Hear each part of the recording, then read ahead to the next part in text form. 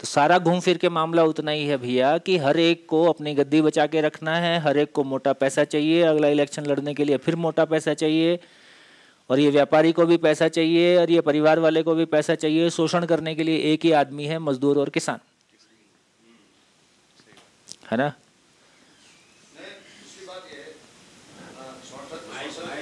Mic mic mic mic दूध 3 गुना 15 crore litre पैदा होता है, 67 करोड़ लीटर बिकता है, लेकिन सही दाम मिलेगा तो 67 करोड़ लीटर पैदा हो सकता है। दाम मार्केट से कलेक्ट कितना करता है पर लीटर, वो 70 से 80 रुपया, और किसानों को देता है 25 रुपये, इसलिए पैदा कम होता है भैया। जो दाम सही देंगे ने तो 67 करोड़ नहीं 70 करोड़ भैया दाम नहीं, सारा मामला कुछ भी नहीं है। मैं फिर से कहना चाहता हूँ कि कोई सरकार चलाना कोई रॉकेट साइंस नहीं है, कुछ भी झंझट नहीं है, ये आदमी का माइंडसेट ही रॉकेट साइंस है ना।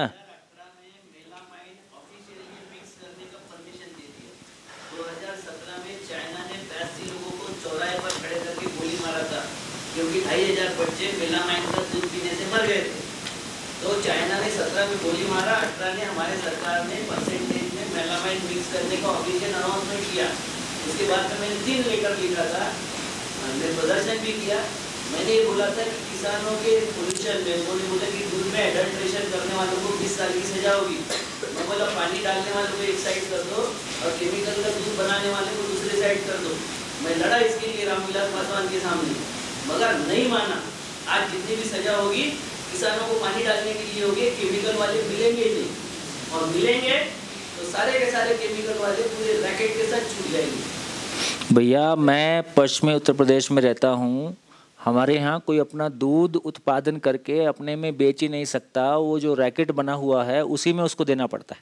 सर आपके एरिया में जो चाय मिलती है मथुरा और वो सब एरिया में अदरक चाय जो बोल के बेचते हैं, वो वाटर कलर की चाय है। पूरे गुजरात उत्तर प्रदेश के पूरा पश्चिमी उत्तर प्रदेश, पूर्वी उत्तर प्रदेश अदरक और इलायची की चाय बोल के जो रेल में बेचते हैं, वो वाटर कलर की चाय है पूरी की पूरी, और उसका वाटर कलर का स्मेल मारने के लिए उसमें अदरक और इलायची डाली जाती है। ये सर मैं कई बार कर चुका हूँ, कई बार इसके उपद्रव किया हूँ। नहीं भैया, और ये जो बोलते हैं ना कि अरे अच्छा वो बीज राक्षस सुना था ना, बीज राक्षस, रक्त बीज, हाँ रक्त बीज, रक्त बीज, उसका एक बूंद गिरता था उतने राक्षस पैदा होते थे, ये वही बीज राक्षस है।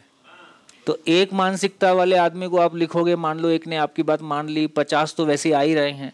सर हमारे यहाँ के सारे नेता जिनकी दूध डेयरी है, और उस दूध डेयरी में जब एक कलेक्टर ने एक ऑब्जर्वर बैठाया तो जिस डेयरी का रोज का कलेक्शन 2 लाख लीटर था, 20,000 लीटर भी कलेक्शन नहीं हुआ। तो आप बताइए कि 1,80,000 लीटर हमारे प्रोमिनेंट डेयरियों में केमिकल का दूध बिकता है। इवन अमूल के भी इसमें बहुत सारा पोल्यूशन है, बहुत सारा।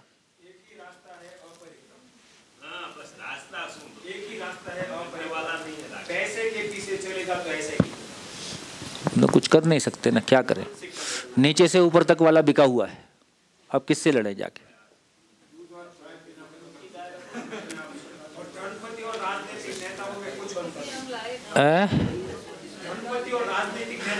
नहीं, राजनेता ही धनपति हो गया ना अब तो वही धनपति हो गया। जाने दो दुखती रग पे हाथ मत रखो, बहुत कुछ निकलेगा।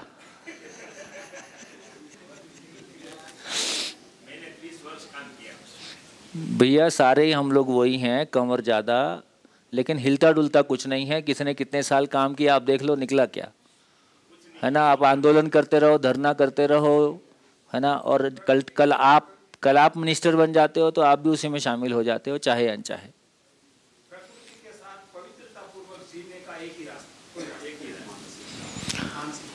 है ना। तो जब तक अपना उत्पादन को डायरेक्टली मार्केट में बेचेंगे तब तक हम पुर नहीं पाएंगे। हम उसको प्रोसेस करके ही हमको रिटेल में ही लेके जाना होगा। और देखो ये काम ऐसा नहीं है गांव में, जैसे हम लोग मान लो 25 परिवार हैं, हम 25 परिवार में 200 गाय हैं, और मैंने कहा था कि रायपुर का रेट हम तय करते हैं।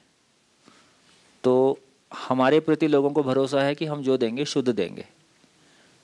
तो लगभग 300 लीटर दूध हमारा होता है, 300 कभी मतलब प्लस माइनस कुछ चलता ही है। लेकिन हमारे से दूध लोग महंगा इसलिए लिए क्योंकि हम पढ़े लिखे लोग थे।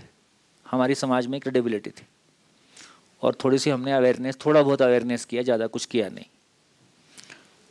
हमारी अपनी दुकान है रायपुर शहर में, हम जो भी प्रोड्यूस करते हैं उसका एक छोटा सा भी दाना बाज़ार में जाता ही नहीं, जो भी जाता है रिटेलर के सीधे हाथ में जाता है, तो हर चीज़ का एक सही दाम मिल जाता है। तो हमारे दूध का रेट अभी मान लो हमको हाथ में 70 रुपये आ जाता है।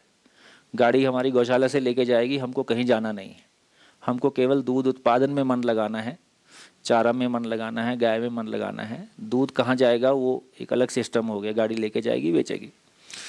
तो ये कोई मुश्किल काम नहीं है कि हर गांव शहर में अपनी एक दुकान रख सके।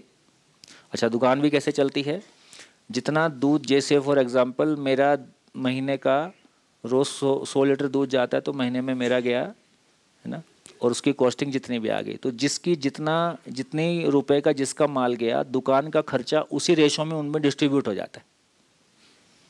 से फॉर एग्जांपल मेरा माल ज़्यादा जा रहा है, तो दुकान के खर्चे का, महीने के खर्चे का लगभग 60-70 हज़ार रुपये दुकान का खर्चा है। 2 स्टाफ है, बिजली पानी सब मिला जुला के, गाड़ी का खर्चा, गाड़ी का पेट्रोल, तो उतना खर्चा डिस्ट्रीब्यूट हो जाता है। तो उत्पादकों की दुकान है, किसी व्यक्ति की दुकान नहीं है। तो उत्पादकों की दुकान है, तो एक गांव अपने गांव का प्रोड्यूस एक शहर में वो एक दुकान, बड़ी दुकान ले ही सकता है। अपनी दुकान का अपने गांव में, सारे गांव में सारा सामान बनाए, और सारा सामान बना के बढ़िया डिपार्टमेंटल स्टोर जैसा शहर में एक दुकान में बेचे, और वो पूरे गांव की दुकान है। ऐसा हो ही सकता है। क्यों नहीं हो पाता है? क्योंकि हमारी मानसिकता ऐसी है ही नहीं कि हम मिलके चल सके। गुजरात में फिर भी ये मानसिकता मिल जाती है कि लोगों को मिलके चलना आता है। कोऑपरेटिव का एग्जाम्पल है, लोगों में उस तरह की मानसिकता है, आस्था है, पारिवारिकता है। तो इस तरह के प्रयोगों को गुजरात में सफल किया जाए कि पूरे गांव की, शहर में एक बढ़िया बड़ी दुकान है जिसमें खाकरा, फाफड़ा, ढोकला और जितना भी प्रकार का खाने पीने का सामान हो सकता है सब बढ़िया पैकिंग के साथ बिकता है। पूरा गांव अपना एक भी दाना बाजार में नहीं बेचेगा, है ना, उस दुकान के थ्रू उसका माल जाएगा और हर व्यक्ति को उसका सही उत्पादन का रेट मिलेगा। तो हम सर्वाइव कर सकते हैं। हम सरकारों के भरोसे सोचेंगे, हम सर्वाइव नहीं कर पाएंगे। और 5 साल 10 साल की मेहनत के बाद गांव अपने गांव के सामने बोर्ड लगाए कि हमारा गांव आत्मनिर्भर है, हमको सरकारी मदद की आवश्यकता नहीं है, हमारे गांव की तरफ से इस पैसे को दूसरे गांव को दिया जाए। 70 साल के बाद क्यों हम एक गांव ऐसा पैदा नहीं कर पाए? क्यों भिखारी बने हुए हैं हम? तो उस किसान का शोषण है, इसके लिए किसान भी जिम्मेदार है। हम अपने आप को शोषण कराने के लिए प्रस्तुत करते हैं, आओ हमारा शोषण करो। हमको अपने घर के लोगों के साथ रहना नहीं आता है तो हम बाजार में कैसे पुर पाएंगे? तो ये कुछ भी मुश्किल काम नहीं है। हम 25 परिवारों ने इसको 25 साल से करके देख लिया। हम दूध के उत्पादन से, अपना देसी गाय के दूध के उत्पादन से अपना घर चलाते हैं। मैं अपना घर चलाता हूँ, मेरा घर देसी गाय के दूध के उत्पादन से चलता है। अभी सामान्यतः यह माना जाता है कि देसी गाय केवल सेवा की वस्तु है, उससे घर नहीं चल सकता है। ठीक, तो ये तब तक संभव नहीं है जब तक आपका दूध सीधा सीधा रिटेलर के, आपका कोई भी प्रोडक्ट, चाहे हमारे खेत में दाल उगे कि चावल उगे कि चना उगे, सबको प्रोसेस करके 1-1 किलो का पैकेट बना के, अमरूद आ गया है ना, अमरूद क्या बोलते हैं, जाम है ना, जाम फल आ गया कि आम आ गया। इस बार हमने 2 लाख का आम बेचा। 2 लाख में से लगभग 70,000 का आम बांट दिया। बांटने की खुशी अपनी अलग। और लगभग बेटे ने वो आजकल वो सो ना, वो ऐप पे कुछ डाल देते हैं और डिमांड आ जाती है। तो बढ़िया एक 7-8 किलो की पेटी बनाई, बढ़िया उसका एक लीफलेट बनाया, बढ़िया उसका बनाया, सबको भेज दिया, सबसे डिमांड आ गई, पेटी में डाला, बढ़िया पैक किया, अपनी गाड़ी में रखा, घर घर पहुंचा दिया। ठीक, अब ये बच्चे बहुत एक्सपर्ट हैं। ये अकेली बेटी 18 प्रोडक्ट बना रही है। तो इसका मतलब है कि हम वो सदियों से चला आ रहा है, हम अपना कोई माल उगाएंगे, मंडी में बेचने जाएंगे, हमको उससे मुक्त होना पड़ेगा। तो एक गांव की, यदि हम गांव की किसानों की जिम्मेदारी की बात करते हैं तो हमको गांव की मानसिकता की जिम्मेदारी लेना होगा। मानसिकता के साथ में फिर क्या उत्पादन करेंगे? बाजार में नहीं बेचेंगे, सीधा रिटेलर को बेचेंगे। इसमें सबसे बड़ी जो प्रॉब्लम आड़े आती है वो हमारी मानसिकता ही आड़े आती है। मिल के चलना। फिर 4 लोग ऐसे रहते हैं जो शहर में प्रॉपर्टी डाल सकते हैं, या 4 लोगों की शहर में प्रॉपर्टी हो ही सकती है, किराए पे दुकान ली जा सकती है। 4 लोग उस दुकान को चलाने की जिम्मेदारी ले ही सकते हैं, वो जिम्मेदारी बदली भी जा सकती है, भी इस साल ये 4 लोग चलाएंगे, अगले साल ये 4 लोग चलाएंगे, क्यों नहीं हो सकता है सब काम। लेकिन जब प्रॉब्लम आती है वो मानसिकता ही है, मेरा प्रॉफिट ज़्यादा हो गया, मेरा माल क्यों नहीं बिका, इसका माल कैसे बिक गया, लड़ाई शुरू। हाँ जी नमस्ते भैया, ये आप जो बात कर रहे हैं ना, तो गांव में एक्चुअली आज की डेट में भाई भाई के से भरोसा नहीं है, वही तो बात है, भरोसा वाली बात नहीं है। तो अल्टीमेटली मतलब क्या है कि 4 लोगों को देखो, अपना ये एफपीओ भी अच्छी बात है, कोऑपरेटिव भी अच्छी बात है, स्ट्रक्चर बनाने से काम नहीं होता है। उसके ऊपर बैठे वाला आदमी लाभोन्मादी भी सोचता है तो वो खुद का ही सोचता है। स्ट्रक्चर का सबसे बढ़िया एग्जांपल है ना कि मार्क्सिज्म के आधार पे जो उनका जो कोर बॉडी है पॉलिट ब्यूरो ठीक काम करेगा ऐसा मानेगा, पॉलिट ब्यूरो वाला ही गलत करेगा तो फिर किसको बोलने जाएंगे। तो स्ट्रक्चर नहीं चलेंगे, मानसिकता। और कोई भी गांव में आज की डेट में जिसके पर भरोसा किया जाए ऐसी लीडरशिप ही कोई गांव में बची नहीं है भैया, ठीक बात। हर गांव में तो मानसिकता के सिवा मतलब कोई भी चीज आगे कुछ हो सकता नहीं है। मानसिकता चेंज होगी तभी बात हो लगभग स्थिति ये बची है कि देखो, मैं मेरे गांव की स्थिति, दिल्ली के पास मेरा गांव है, गांव की स्थिति ये है कि गांव में वो बचा है जिसको शहर जाने का अवसर नहीं मिला है, वो फ्रस्ट्रेटेड लॉट है। उस फ्रस्ट्रेटेड लॉट में उत्साह जगा पाना, जैसे मैं ही मेरे गांव में पहले जाता था तो लोग बोलते हैं कि अच्छा हो गया तुम इस नर्क से निकल गए, तो वो ये मान ही रहे हैं कि हम नर्क में हैं, है ना। और नर्क की मानसिकता का मतलब ये है कि टोटल 24 घंटे सबको इतनी ही चर्चा करना है कि ये कौन आगे बढ़ रहा है और उसकी टांग कैसे खींचना है, एक ही कार्यक्रम है। तो इस ईर्ष्या द्वेष के वातावरण में प्यार के वातावरण को डेवलप कर पाना ये एक मुश्किल काम है। हाँ, इसके लिए एक रास्ता जरूर दिखाई देता है, लेकिन धैर्य से चलना होगा, क्योंकि शुरू के यदि आप गांव में जाके इस बात की चर्चा करते हो कि हम लोग मिलकर एक दुकान लेंगे, तो फिर जो वर्ग उसमें सामने आएगा वो लाभोन्मादी मानसिकता वाला वर्ग सामने आता है। तो सीधा समझदारी पे बात किया जाए। अब समझदारी के अलावा कुछ भी उसमें लालच ना जोड़ा जाए। तुम्हारी वस्तु बेच देंगे ऐसा बिल्कुल नहीं, तुम्हारे लिए नेटवर्क बना देंगे ऐसा बिल्कुल नहीं। तो जब केवल आप शुद्ध बात करोगे, समझदारी की बात करोगे, तो अपने आप ही शुद्ध वाला आदमी सामने आएगा। इसको लेके 5 साल चला जाए, उसकी मानसिकता स्थिर हो जाए, फिर कोई भौतिक वस्तु वाले प्रोग्राम को छेड़ा जाए। नहीं तो लालच वाला आदमी कूद के पहले सामने आता है, सबसे पहले वही आता है। तो भैया काम सब हो सकता है ना। देखो मैं 7 साल हर सांस में ग्रामीण विकास को जिया हूँ। अपना घर बेच के, अपनी बीवी की गहने बेच के समाज सेवा किया हूँ। अपना कंप्यूटर, अपना लैपटॉप, अपने गहने, अपनी मोटरसाइकिल। तो हम लोगों ने सरकारी पैसे से समाज सेवा नहीं किया, जुनून था, है ना। बहुत गहरी पीड़ा थी, अपने ही गांव को ना जीरो, मतलब एक अच्छे गांव से बर्बाद होते हुए देखा था। हमारे ताऊ जी हमारे गांव के 20 साल अनअपोज्ड प्रधान रहे। उस समय गांव में पैसा नहीं आता था, तो जो गांव का अच्छा आदमी था वो प्रधान बनता था। फिर गांव में ये पैसा आना शुरू हो गया। वो नहीं, लास्ट में पिक्चर में दिखाते हैं, वो ऊपर से हीरो नोटों की बरसात कर देता है, नीचे वाले सारे लड़ पड़ते हैं। अब पूरे गांव के संबंध तहस नहस हो गए। वो है ना, 8 लोग प्रधान बनने के लिए टिकट लड़ते हैं, शराब पानी की तरह बहती है। एक प्रधान के इलेक्शन में करोड़ों रुपया खर्च हो जाता है, करोड़ से ऊपर खर्च हो जाता है गाँव के प्रधान के इलेक्शन में। तो भैया ये हमारा राजनीति, हमारा कोड हो गया है। इस पे कोई डिबेट नहीं करवाते हैं काकड़े जी। तो भ्रष्टाचार के विरोध में लड़ने से कुछ नहीं होगा, ये सिस्टम ही गलत है।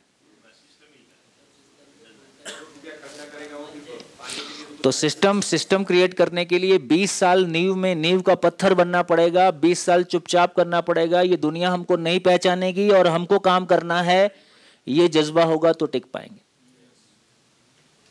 दुनिया हमको मत पहचाने, मैं अपने आप को पहचानूंगा कि मैं एक बढ़िया आदमी हूं, बस इतना मेरे लिए काफी। वो 20 साल चुपचाप उस मानसिकता पे काम करना पड़ेगा, तब जाके एक वर्ग खड़ा होगा जिसको देख के कोई चीजें आगे जाएंगी। मानसिकता कहां से लाओगे? रेडीमेड आदमी नहीं है। तमाम पार्टियां, तमाम घर अपने आप में जूझ रहे हैं, सब जगह सब कुछ है। आज पैसे की कमी नहीं है। आज हमको लोग कितनी जगह बोलते हैं 20 एकड़ हमारा ले लो, 10 एकड़ हमारा ले लो, कुछ और ले लो। भैया एकड़ से काम नहीं हो रहा, आदमी से काम लाओ, आदमी दे दो।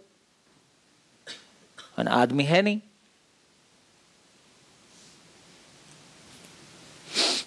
चलिए चलिए आज मानसिकता पे ही बात करेंगे। बोर्ड साफ।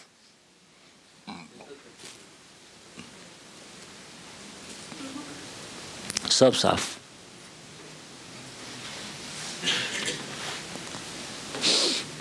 भैया हाँ एक जी। सवाल है यहाँ पे। आपने कल पहले सेशन में बताया था कि जीवन इच्छा विधि से शरीर के साथ है, और उसके बाद में हम लोगों ने बंधन पे बात किया था। तो इच्छा की जो बात हुई थी वो चित्त के ऊपर हुई थी। वो चित्त के इच्छा को आपने चित्त के साथ जोड़ा था। नहीं नहीं, चित्त, हाँ इच्छा चित्त। तो उसके बारे में थोड़ा बताइए। आज करेंगे ना, दिन भर वही करेंगे आज।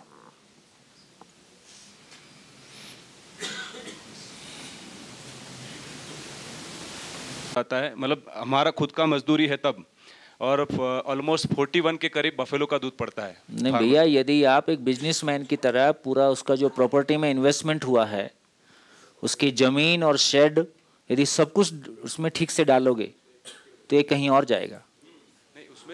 अभी अपन जमीन नहीं जोड़ते हैं, इंफ्रास्ट्रक्चर नहीं जोड़ते हैं, ये सब कुछ नहीं जोड़ते हैं और श्रम भी घर का मान लेते हैं, तब सर ये इसमें मैंने सिर्फ 25 रुपए किलो उसकी दाने की कॉस्ट है। 24 रुपए किलो, 25 रुपए किलो, अच्छा दाना बनाएंगे तो। नहीं, उधर तो क्या है ना सर, कोऑपरेटिव से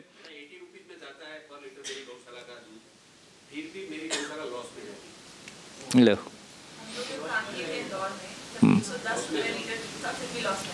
110 रुपए लीटर भी बेच लिए हैं तो भी लॉस में। नहीं, वो जो धान का भाव है वो जितने मनुष्य को खाने का है, इतना पशु को खाने का जो चारा है उसका भाव एक ही है। तो ये सही नहीं, तो इसका एक ही मतलब है कि जैसे हम बाकी चीज़ों पे सब्सिडी देते हैं, ऐसे ही दूध पे भी 10 रुपया पर लीटर की सब्सिडी। आप कुछ मत करो, कोई गांव में भी तो ये तो देखो, सारे डिपार्टमेंट सारा पैसा बांट रहे हैं, गांव के लिए बांट ही नहीं रहे हैं, वो अपने लिए बांट रहे हैं, उसमें से अधिकांश लौट के उन्हीं के पास आ जाता है। तो यदि सही मायने में सोचेंगे तो बहुत रास्ते निकलेंगे, आराम से काम हो सकता है, लेकिन उसके पहले हमको पृष्ठभूमि तैयार करनी होगी। हाँ, नहीं, पहले हमारे पास भी कुछ होना, केवल ये गलत है, ये गलत है, ऐसे नहीं होगा। गलती बताने से नहीं होगा। हम लोग IIT दिल्ली के साथ जब वैल्यू एजुकेशन वगैरह पे काम करते थे, तो उस समय वो तमाम कॉलेज पैसा दे के शुरू होते हैं, इंजीनियरिंग कॉलेज। तो एक दिन मैं उनको बोला कि देखो ये सब धंधा सब ऐसे ही चल रहा है, इसमें ये अच्छा हो सकता है, ये अच्छा हो सकता है। बोले देखो भाई, वो उसके मेंबर थे, जो अपना ये बोर्ड होता है ना, क्या बोलते हैं, AICTE। बोले देखो हम लोग ना, जितने भी हम बोर्ड मेंबर हैं, हम मिल के कुछ नहीं कर सकते, तो तुमको कुछ करना है तो तुम जमीन पे अच्छा कर दो, वो मॉडल हम उठा लेंगे, हमसे कोई उम्मीद मत करो। तो बस, तो भैया वैसे रास्ते नहीं है। चलिए, तो देखिए हमने कल जितनी बातचीत की है उसमें हम यहाँ पहुँचे कि मानव की परिभाषा को लेके हमने चर्चा की थी। मानव की परिभाषा में एक भाग था कि मनाकार को साकार करने वाला, दूसरा भाग था मन स्वस्थता का आशावादी। तो मन स्वस्थ हो जाए का मतलब मन सुखी हो जाए, तो हमने पाया कि मानव समाधान से सुखी होता है, समस्या से दुखी होता है। और यदि मानव समाधान से सुखी हुआ है, मानव ज्ञानपूर्वक सुखी हुआ है, तो उसका प्रमाण क्या होगा? तो प्रमाण क्या होगा कि मैं कंप्यूटर इंजीनियर हूं, तो मैं कंप्यूटर को हैंडल कर लेता हूं, कंप्यूटर में कोई प्रॉब्लम आती है तो वो मेरे लिए कोई प्रॉब्लम नहीं है, मेरे लिए वो अपॉर्चुनिटी है और मैं उसको ठीक कर लेता हूं। इसका मतलब ये है कि यदि मैं मानव की समझ मेरी बनी है, मैं सुखी हुआ हूं, तो मेरे भाव और विचार में कोई स्टेबिलिटी आई है, स्थिरता आई है, मेरे भाव और विचार में हार्मनी है, मेरा भाव और विचार सभी के लिए सुखदायी हो, ऐसा भाव और विचार मेरा हो गया है, और आपका भी, आप भी ऐसा चाहते हो कि मेरा हो जाए, तो इसका मतलब है कि हम साथ में मिलकर जी सकते हैं और आपका भाव और विचार भी ऐसा हो सकता है। तो मुझको हिंदी बोलना आता है तो मैं दूसरे को हिंदी सिखा सकता हूँ। मैं आपको हिंदी सिखा पाया, इसका प्रमाण है कि आप तीसरे को सिखा पाओ। तो तीसरे ने सीखा तो आपका प्रमाण, और आप सिखा पाए तो मेरा प्रमाण। इसका मतलब है यदि बात 3 तक जाती है तो 900 करोड़ तक जाती है ना, सभी तक पहुँचती है। जब तक कोई चीज़ मल्टीप्लाई नहीं होती है उसका अपने में होने का कोई प्रमाण नहीं है। तो अभी तक हम ज्ञान को मान रहे थे कि ज्ञान केवल अनुभूति की वस्तु है, तो ज्ञान अनुभूति की वस्तु है तब तक गूंगे का गुड़ है। तो ज्ञान यदि मल्टीप्लाई नहीं होता है, वो आचरण के रूप में प्रमाणित नहीं होता है, तो उसका कोई स्वीकार्यता, पैर पूजने का काम हो सकता है ना, जीने का काम तो नहीं हो सकता है। तो इससे हमारी ये क्लैरिटी बनी कि यदि मैं कोई ज्ञान संपन्न मानव हूँ, इसका मतलब है कि मैं समाधानित हूँ। जिंदगी के सभी आयामों में समाधान मेरे पास है, चाहे फिर हम शिक्षा की बात करें, हम संविधान की बात करें, हम स्टेट की बात करें, हम फैमिली की बात करें, है ना। तो हर आयाम में समाधान मेरे पास है। इसका एक ही मतलब है कि दूसरा व्यक्ति भी समाधानित होना चाहता है ना, तो उसके साथ भी समाधान को शेयर करते हैं। तो हमने कहा कि एक परिवार के एक छत के नीचे हम साथ साथ रहने का पर्पस क्या है? क्या हम बच्चे पैदा करने के लिए और खाने के लिए इकट्ठे हुए हैं? एक छत के नीचे हम क्यों इकट्ठा हुए हैं? है ना, है? तो ज्ञान को मल्टीप्लाई करने के अर्थ में, तो एक परिवार के नीचे रहने का मतलब है कि हम न्याय को प्रमाणित, ज्ञान को प्रमाणित कर सकें। का मतलब है कि न्यायपूर्वक जीना हमको आता है, हम न्याय को प्रमाणित कर सकें। तो कल जो हमने चर्चा किया उस चर्चा को पकड़ते हैं। तो देखो, एक बात समझ में आ गई, जिसको हमने सत्य के रूप में पहचाना, तो उसको कहा, सत्य को क्या पहचाना, है ना, ये खाली स्थान लिखना मेरे को ठीक नहीं लग रहा है, अब वो इतना भर गया है।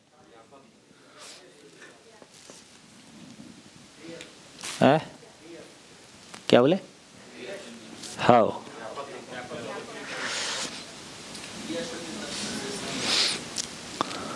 तो सत्य को, तो मूल ऊर्जा को, मूल ऊर्जा है ना, एक पूर्ण वस्तु या एक ज्ञान, ये सब एक ही बात है, व्यापक वस्तु, है ना।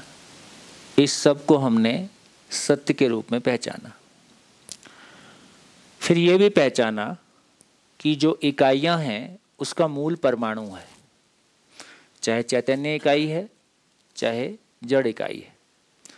और जड़ इकाई भी किसी से पैदा नहीं हुआ है, क्योंकि यदि ये खाली स्थान स्वयं में क्रिया शून्य है तो ना ये किसी से पैदा हुआ, ना कोई इससे पैदा हुआ, तीसरी कोई चीज़ है नहीं। इसलिए ये भी सिद्ध होता है कि इकाइयों का होना भी शाश्वत है। इसलिए ब्रह्म सत्य, जगत शाश्वत, ऐसा समझ में आया। तो सह अस्तित्व को, है ना, मूल ऊर्जा में संपृक्त इकाइयाँ, मूल ऊर्जा में संपृक्त इकाइयां, इससे अधिक और कुछ अस्तित्व में है नहीं। इसको परम सत्य कहा।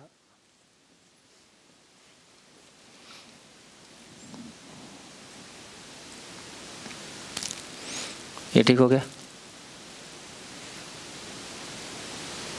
नोट्स ना बनाया करो ज़्यादा, एक कॉपी में ही रहेगा और कॉपी यहीं छोड़ के जाओगे।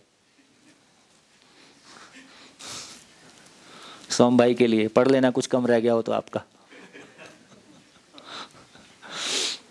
उतना ही लिखो जितना समझने के लिए सहयोगी हो। लिखने के लिए मना नहीं कर रहा हूँ, लेकिन अपने समझ में कुछ आ जाए, चित्त में कुछ टिक जाए, कॉपी यहीं रहेगी।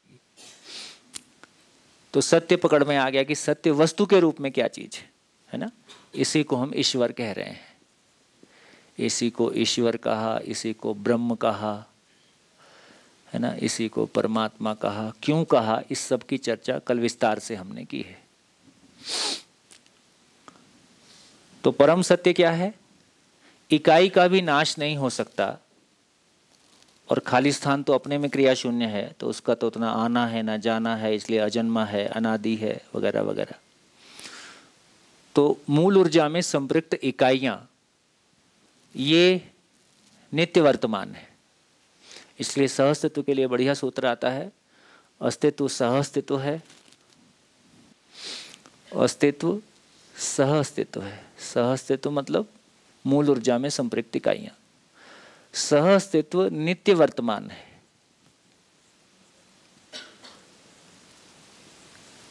नित्य प्रभावी है, नित्य प्रगटनशील है।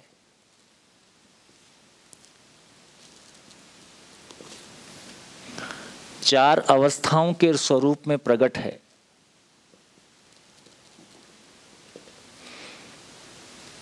मनुष्येतर प्रकृति, मानव के अलावा जो कुछ भी है, मनुष्येतर प्रकृति निश्चित आचरण को व्यक्त करती है। मानव में निश्चित आचरण की अपेक्षा है। अनुभवपूर्वक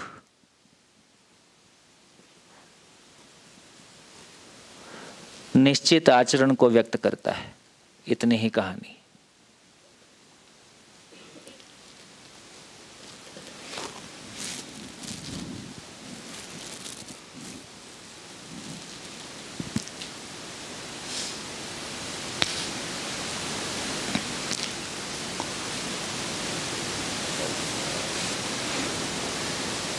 सांस चढ़ गया? सुन सुन के सांस चढ़ जाता है। हिंदी की वजह से कि समझने की वजह से? आई, हाँ, यहाँ भी ऑक्सीजन कम होती है।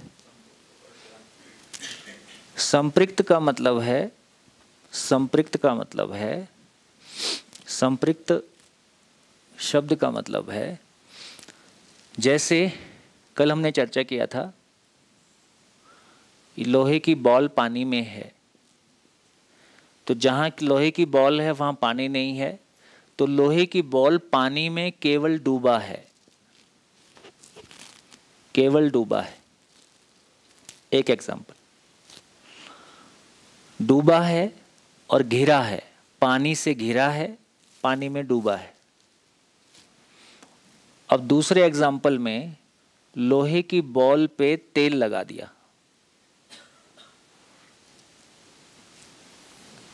अब क्या है? लोहे की बॉल केवल डूबा है, घिरा भी नहीं है, क्योंकि घिरा तेल से है।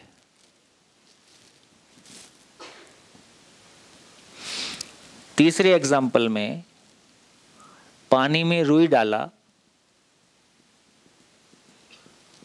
तो क्या स्थिति है? रुई पानी में डूबा है, पानी से घिरा है, पानी से भीगा है। भीगा है मतलब कण कण से आर पार। तो ये भीगा है, डूबा है, घिरा है, भीगा है, इसका मतलब पानी सभी जगह है ही, रुई के चारों तरफ, रुई के बाहर और रुई के अंदर ये डूबा, भीगा, घिरा हुआ है। इसका नाम संपृक्तता है।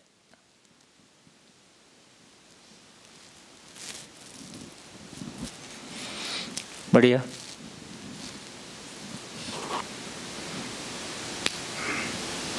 जैसे कल आपके लॉजिक में ये नहीं आया कि हमने यहाँ तक तो देखा कि पेन के चारों तरफ मूल ऊर्जा है, खाली स्थान है। फिर हम गए कि इंटरमॉलिक्यूलर डिस्टेंस है, कोई भी इकाई अणुओं से मिलके बनी है और अणुओं के बीच में एक दूरी है। फिर हम गए कि चलो वहाँ तो दूरी है, और अंदर चलते हैं तो परमाणु के अंदर फुटबॉल का मैदान है, तो पता चला वहाँ भी खाली स्थान है। तो ये क्या फिर वो जो सब एटॉमिक पार्टिकल है, जो परमाणु जिन कणों से मिलके बना है, वहाँ पे खाली स्थान है कि नहीं है? तो फिर बोले भाई उसका भी टुकड़ा होता है, जो सब एटॉमिक पार्टिकल है उसको भी और छोटा तोड़ सकते हैं, तो चलो उसके अंदर भी खाली स्थान है। तो क्या लास्ट में कोई पार्टिकल का छोटा भाग ऐसा बचता है जहाँ केवल पार्टिकल है और खाली स्थान नहीं है?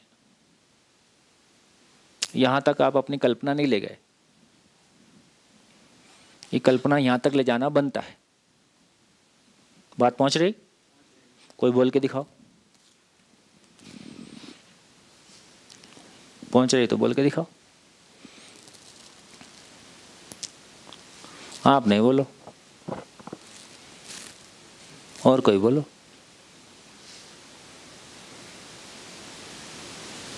देखा, कुल मिला के कथा ही सुनने की आदत है।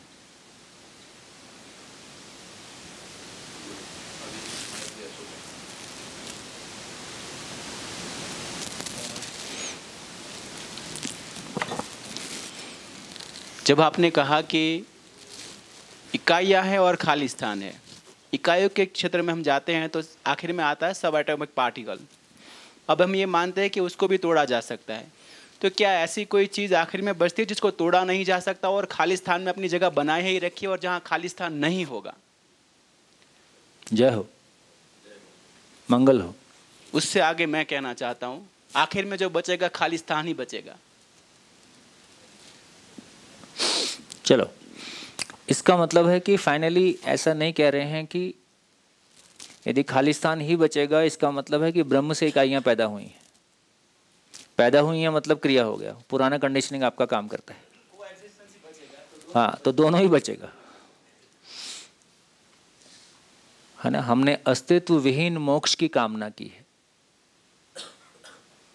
है ना। आत्मा परमात्मा में विलय हो जाता है।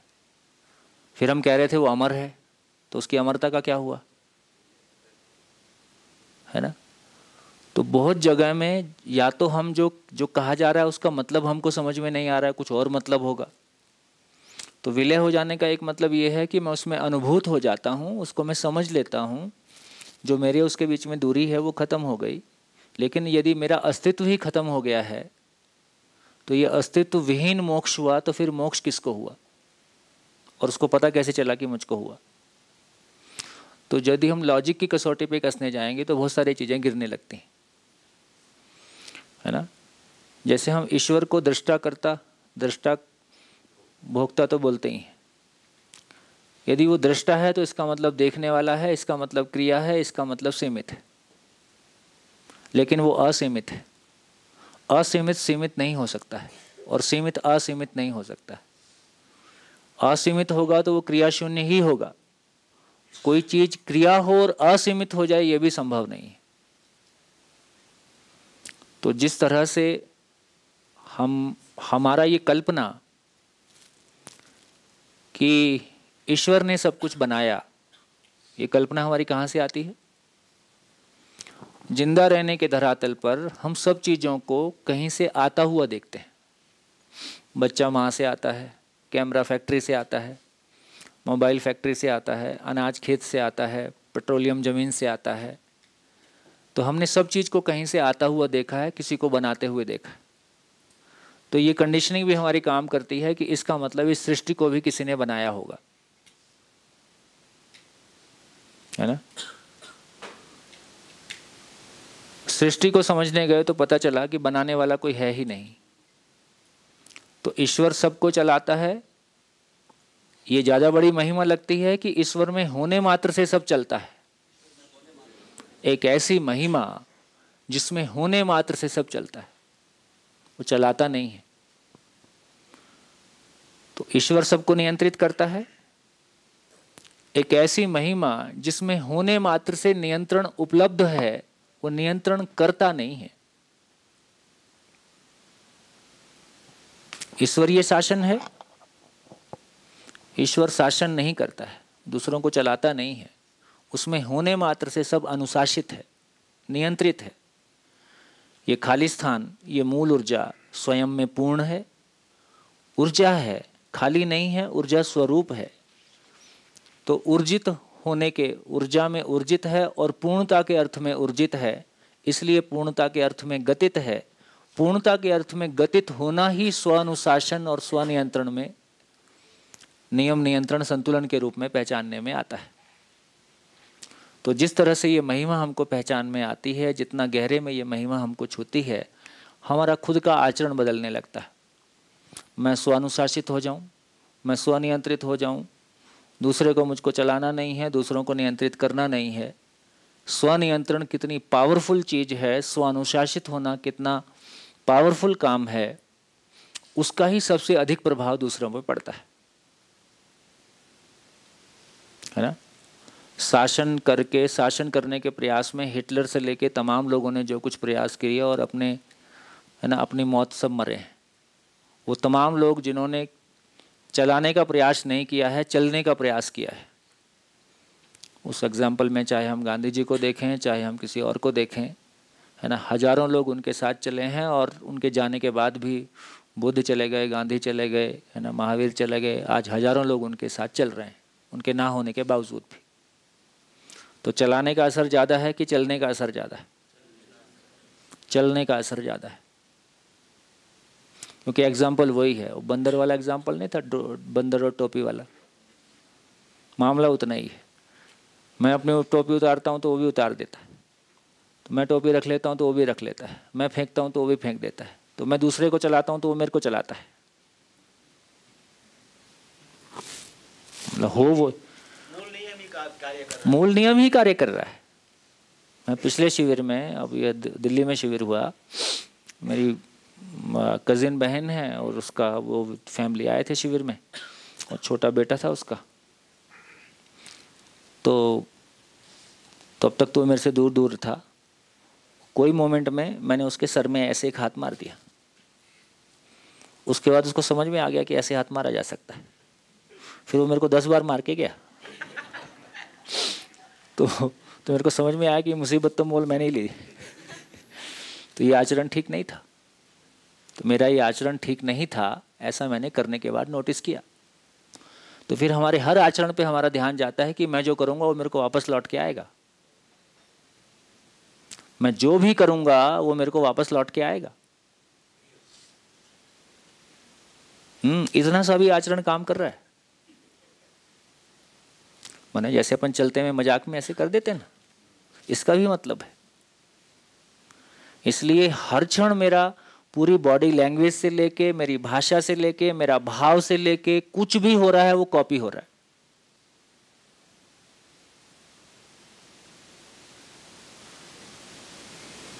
इतनी जिम्मेदारी के साथ ध्यान चला जाएगा तो चलने पे बहुत ज़्यादा ध्यान चला जाता है। चलाने का भूल ही जाते हैं किसी को चलाना है।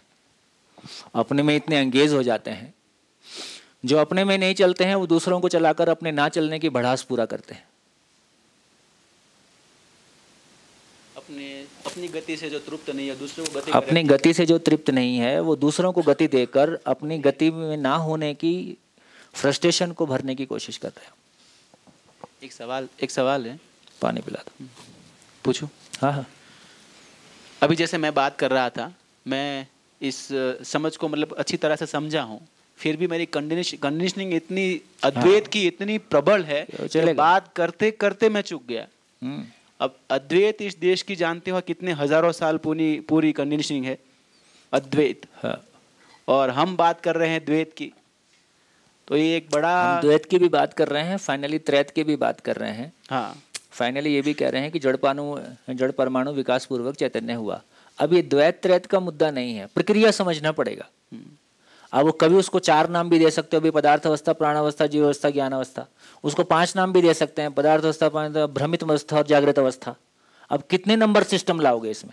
वो तो नंबर सिस्टम लाया जाए कि उसको मूल को समझा जाए। मूल में जाएंगे तो 2 चीजें हैं। मूल में जाएंगे तो खाली स्थान है और परमाणु है। अद्वैत का जो तो फाइनली कहेंगे तो अद्वैत वो नहीं चलता है।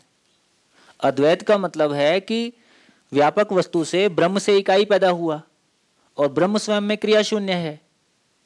तो हम ब्रह्म को कभी असीमित भी बोल देते हैं, फिर उसको न्यायकारी भी बोल देते हैं, इसलिए हमारा भगवान और ईश्वर शब्द मिक्स हो जाता है। अद्वैत के कारण ही को एग्जिस्टेंस को इस देश मतलब फिर को एग्जिस्टेंस है नहीं, फिर अकेला ही और उसकी सत्ता ही है। इसलिए आत्मा की बात करने के बावजूद एक दूसरे के साथ जीना नहीं सीखे हम। हाँ, मतलब बाकी आप देख लो।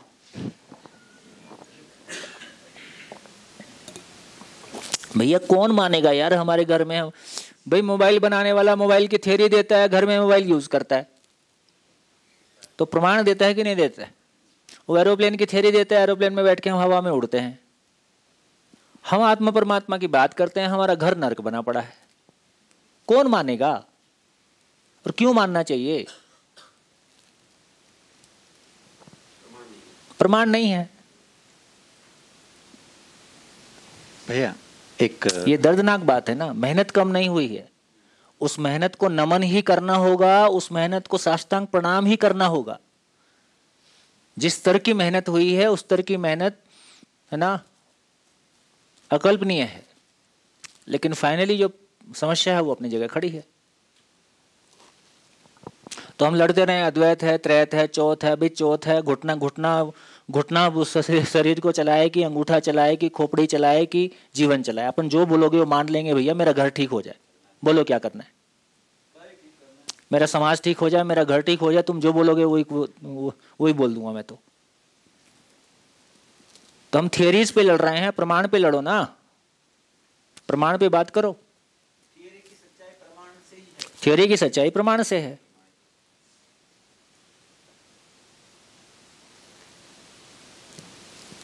भैया एक सवाल भी है और मैं कुछ समझा हूँ तो उसका कंफर्मेशन भी चाहिए मुझे, कि जैसे संपृक्तता की वजह से मूल ऊर्जा में ऊर्जित होने की वजह से हमको पूर्णता की प्यास है, करेक्ट? अभी जैसे प्रचलित, आपको एक सेकंड रोकता हूँ। हाँ जी, आप अपना बनाए रखना। हाँ जी। देखो, शिविर के दौरान हम ये क्वेश्चन पे चर्चा किए थे कि सभी मानव में आखिर ये सुख की चाहना है ही क्यों। क्वेश्चन ये कभी खड़ा हो सकता है कि नहीं, है ना? इसलिए मैं कहता हूँ कि अब आने वाले बच्चों के प्रश्नों के लिए तैयार रहो, और मैं सबका शिविर करके सबको क्वेश्चन दे दे के भेजूंगा। पहले तो जाके इन माँ बाप की खटिया खड़ी करो, है ना? बहुत आशीर्वाद देते ना, सदा सुखी रहो, सुखी रहो। लौट के पूछ दिया तुम सुखी हो?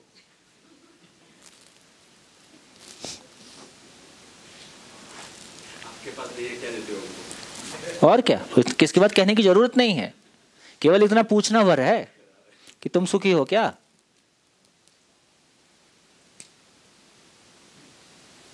तो ये सवाल अपने आप में मौलिक है कि धरती के सभी लोग क्यों पारदर्शिता चाहते हैं, क्यों सुख चाहते हैं, क्यों विश्वास की निरंतरता चाहते हैं, क्यों सम्मान की निरंतरता चाहते हैं, ये सब कोई एक जैसा क्यों चाहते हैं, ये कहां से आ गया?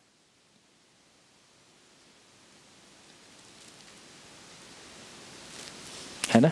अब बोलो।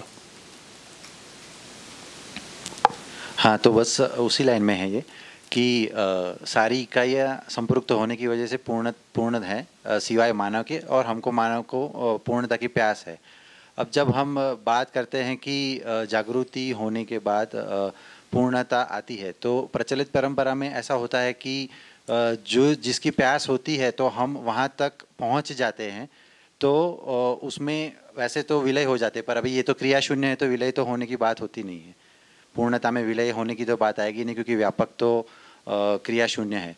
तो जो हमको ज्ञान का अनुभव हो जाता है वही हमारी पूर्णता होती है, वहीं पे जाके हमारी जो पूर्णता की प्यास है वो होती है। ठीक समझाऊँ ना मैं? आज करेंगे। हाँ जी, कहाँ पहुँचे? ये ठीक हो गया? तो अस्तित्व सहज जो कुछ है वो कुल मिला के मूल ऊर्जा में ऊर्जित इकाइयाँ हैं। मूल ऊर्जा में ऊर्जित इकाइयाँ जो फाइनली जो हम चर्चा कर रहे थे, जहाँ पे थे कि आखिर कोई लास्ट में कोई ऐसा कण बचता है जिसके चारों ओर तो है पर उससे आर पार नहीं है, तो उसके दो तरफ से लॉजिक मिल जाएगा। एक तरफ से लॉजिक मिल जाएगा कि यदि कोई भी छोटी से छोटी इकाई है जिसके चारों ओर तो ऊर्जा है लेकिन उसके भीतर आर पार नहीं है, इसका मतलब जब वो एग्जिस्टेंस में मूव करेगा तो खाली स्थान को वहां से हटना होगा, और खाली स्थान अपने में क्रिया शून्य है, उधर कुछ हटने वटने का जुगाड़ है नहीं। एक तर्क इधर से आता है, एक तर्क इधर से आता है कि क्या कोई ऐसे छोटे से छोटे कण को हम पा सकते हैं जो ऊर्जित ना हो, क्रियाशील ना हो, है ना? तो संपूर्ण सृष्टि क्रियाशील है। इससे यह सिद्ध होता है कि मूल ऊर्जा उससे आर पार है। ये भीगा होने से ऊर्जित होने का, भीगा होने से ऊर्जित होने का मामला आता है। इकाई से ऊर्जा आर पार है ना?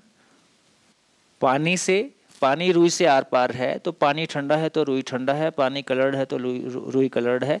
यदि पानी के यदि लोहे की बॉल का एग्जांपल लेते हैं तो उसके चारों तरफ पानी है, उसका प्रभाव यहाँ तक रह सकता है, बॉल के अंदर उसका कोई प्रभाव नहीं है।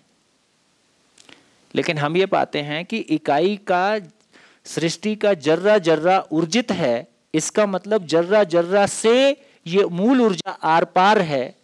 इससे सिद्ध होता है कि कोई भी स्थान ऊर्जा से मुक्त नहीं है, ऊर्जा सभी जगह है ही, और क्रिया शून्यता यह बताती है कि उसमें कोई हलचल हो नहीं सकता, इसलिए उसके हटने वटने का कोई कार्यक्रम बनता नहीं।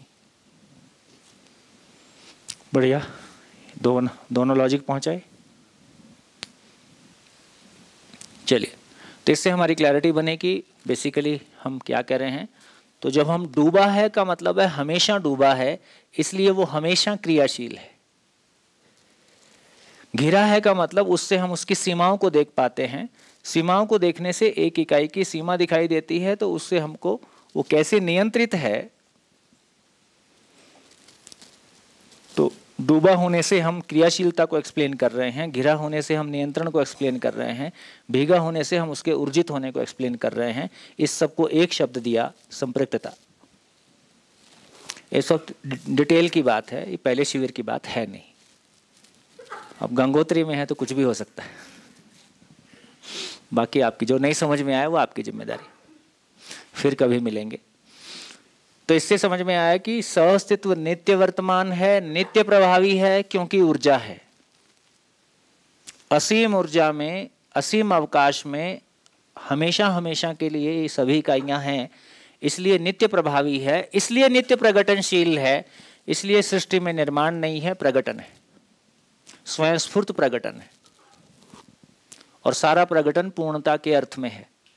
और क्या देखेंगे, अब हमको ये बात समझने के लिए मिली कि मूल ऊर्जा है, मूल ऊर्जा है, मूल ऊर्जा में जिसको हम कह रहे हैं कि गठनशील परमाणु है। गठनशील परमाणु विकास पूर्वक गठन पूर्ण हुआ है, चैतन्य हुआ है, इसके लिए पूरा एक शिविर लगता है। अब ये इकाई, क्योंकि ये चैतन्य इकाई पर है,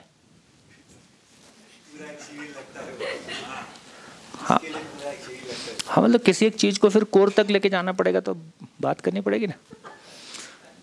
हाँ, और क्या, एक शिविर क्या 7 दिन लगता है ना, हजारों साल लगाए हैं मानव जाति ने सत्य को उद्घाटित करने में। वो चैतन्य इकाई वापस मूल ऊर्जा में है ही। चैतन्य इकाई मूल ऊर्जा में होने के कारण पूर्णता की प्यास है, पूर्णता को प्रमाणित करना चाहता है। इसको पूर्णता को प्रमाणित करने के लिए शरीर की आवश्यकता है। शरीर उपलब्ध हो जाए उसके लिए जीव संसार की आवश्यकता है। जीव संसार उपलब्ध हो जाए उसके लिए प्राण संसार की आवश्यकता है। प्राण संसार उपलब्ध हो जाए उसके लिए विकसित धरती की आवश्यकता है। कितनी कहानी। मेरे प्रमाणित होने के लिए मैं जीवन हूं, मेरे प्रमाणित होने के लिए एक ऐसे सक्षम शरीर की आवश्यकता है जिसके माध्यम से मेरी कल्पनाशीलता और कर्म स्वतंत्रता को मैं व्यक्त कर सकूं। ऐसे शरीर के उपलब्ध होने के लिए पशु संसार की आवश्यकता, ऐसे उसको जिंदा रहने के लिए प्राण संसार की आवश्यकता। तो एक मेरे को एक गाड़ी उपलब्ध कराने के लिए सृष्टि ने लाखों साल श्रम किया है। मेरे को ये शरीर उपलब्ध कराने के लिए इस सृष्टि ने करोड़ों साल का श्रम किया है। इस गाड़ी से प्रभावित नहीं है, वो चूड़ी वाली प्रभावित करती है।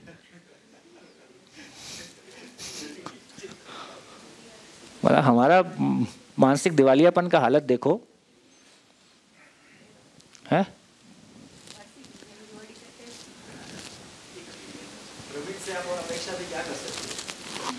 हाँ मतलब ठीक है, लेकिन ये सब ध्यान दिलाने के लिए एक आवश्यकता है कि मैं जीवन हूं और मेरे प्रमाणित होने के लिए, मेरी पूर्णता को प्रमाणित करने के लिए, मेरे पूर्ण होने के लिए मुझको इतनी सक्षम गाड़ी की जरूरत है जो जीवन की कल्पनाशीलता को, है ना, और कर्म स्वतंत्रता को व्यक्त कर सके। इस एक गाड़ी के उपलब्ध होने के लिए पूरे पशु संसार का होना, उसके पीछे पूरे प्राण संसार का होना, तब जाके ये गाड़ी उपलब्ध हुई है जिसके माध्यम से मैं सहअस्तित्व का प्रतिरूप हूं, है ना। सहअस्तित्व का प्रतिरूप अपने आप को व्यक्त करता है, तो उसके लिए इतनी लंबी तैयारी।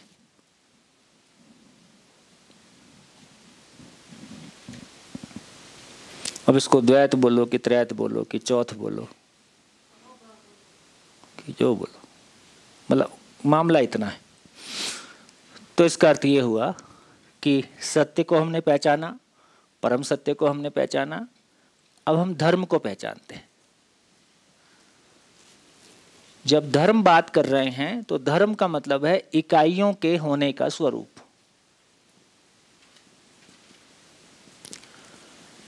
इकाइयों के होने का स्वरूप। तो अब तक धर्म को हमने लक्षणों से पहचाना, लक्षणों से पहचानने के आधार पर तमाम धर्म में भिन्नताएं और परस्पर विरोध को हमने देखा। तो धर्म को होने के स्वरूप में पहचाना तो पदार्थ अवस्था का धर्म, प्राण अवस्था का धर्म, है ना, चारों अवस्थाओं के धर्म को हमने देखा। तो चार अवस्थाओं के स्वरूप में चार अवस्थाएं हैं, चार अवस्थाएं अपने अपने धर्म सहित है।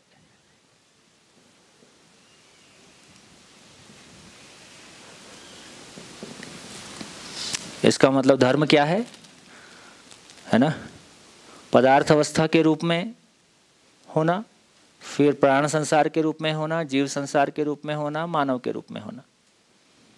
तो ये चार अवस्थाएं कैसे प्रकट हो गई?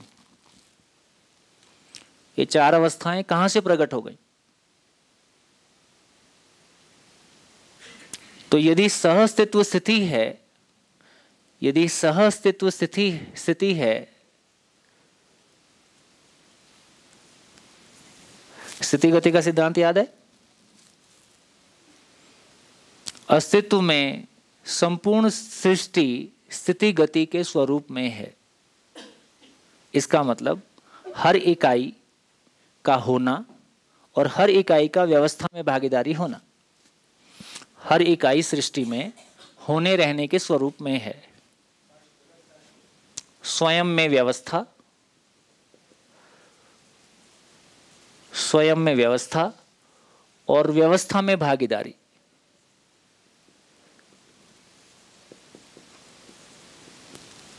ये अविभाज्य है।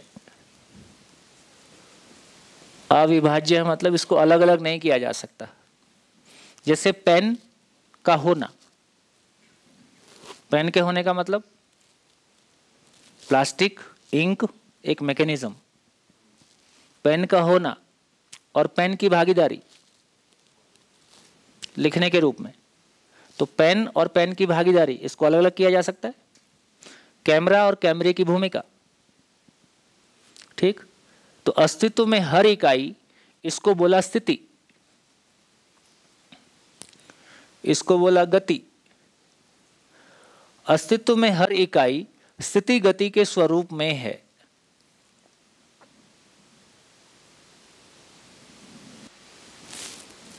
जैसे धरती का होना, गाय का होना, गाय के होने का मतलब है वंश विधि से गाय का होना और गाय की व्यवस्था में भागीदारी,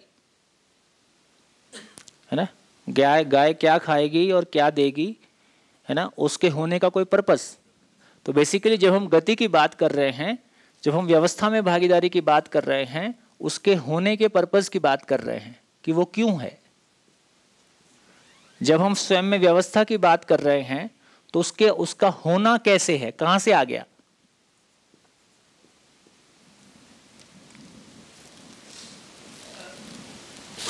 मानव की बात करें तो,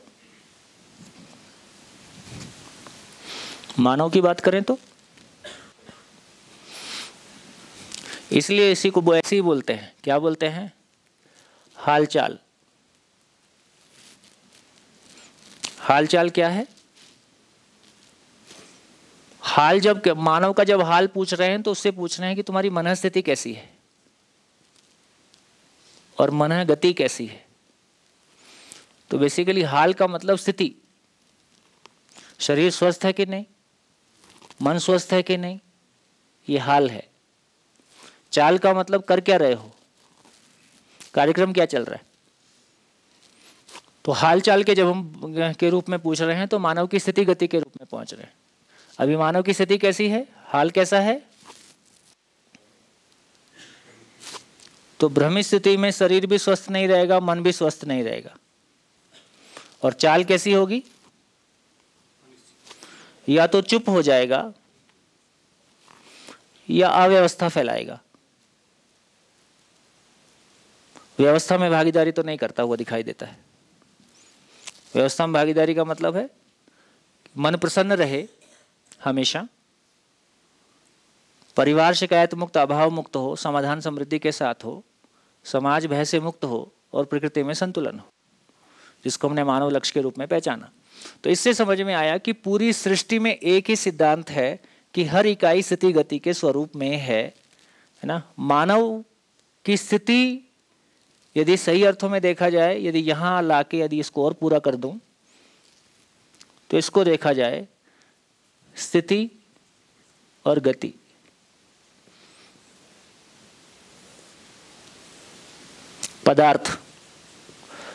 पदार्थ का स्थिति और गति दोनों नेचुरल है। इसी को होना और रहना भी कहा। इसी को होना और रहना भी कहा। होना स्वयं में व्यवस्था, रहना व्यवस्था में भागीदारी। तो पदार्थ का होना और रहना प्राकृतिक है। प्राण संसार का होना और रहना प्राकृतिक है। जीव संसार का प्राकृतिक है। इसलिए यहां तक एजुकेशन की जरूरत नहीं है। मानव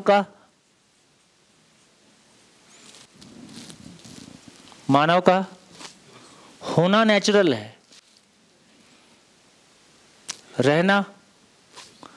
रहने का मतलब है यहां पे रहने का मतलब है विचार पक्ष।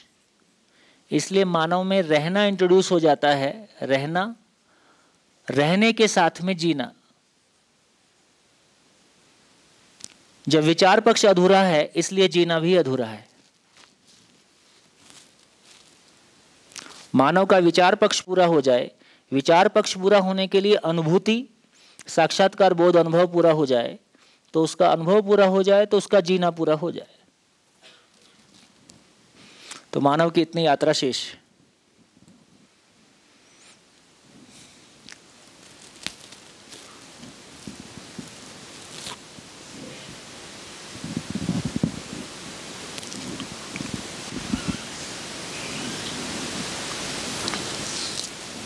बढ़िया। कोई कंफ्यूजन है? होगा तो बताऊंगा। हाँ जी। गति प्राकृतिक है, स्थिति है और गति दोनों प्राकृतिक है। मानव के अलावा। मानव का प्राकृतिक नहीं है, मानव का संस्कारवश। जैसी समझ होगी वैसा जिएगा।